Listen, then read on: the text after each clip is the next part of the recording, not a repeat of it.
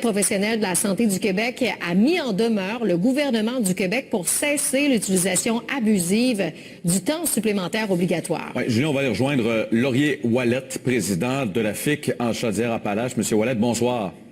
Bonsoir. Monsieur Ouellette, peut-être nous indiquer d'entrée de jeu, le ministre de la Santé a déjà dit qu'il n'y avait pas de baguette magique puis que c'était impossible là, à court terme de l'éliminer le temps supplémentaire obligatoire. On comprend tous la situation des employés qui sont à bout, mais comment vous voulez qu'on l'annule le temps supplémentaire en fin de semaine? On va l'annuler dans Chaudière-Appalaches parce que la première des choses dans Chaudière-Appalaches, la direction des ressources humaines a vu et on a travaillé en collaboration avec eux.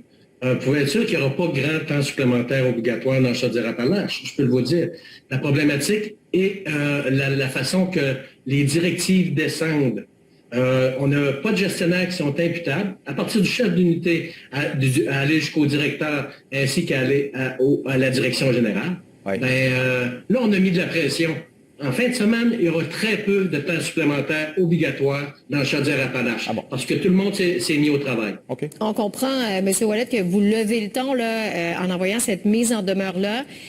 Vous dites qu'il en va de la santé mentale de vos membres. Vous notez une détresse psychologique liée à cette pratique? Totalement. Même là, 1 heure, j'étais au téléphone avec une de nos membres, une infirmière qui est en détresse, qui est en crise de panique. Ben, bon sang, c'est moi qui la rassure. On a 1 ou 2 téléphones par jour.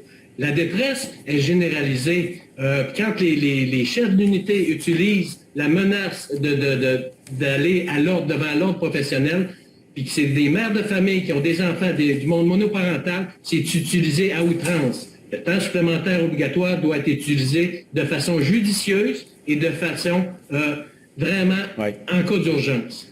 M. Laurier, la FIC qui, on l'a vu là, sur les réseaux sociaux, encourage aussi les employés à dénoncer en fin de semaine. Il y a une application mobile qui est disponible pour ça, si je comprends bien.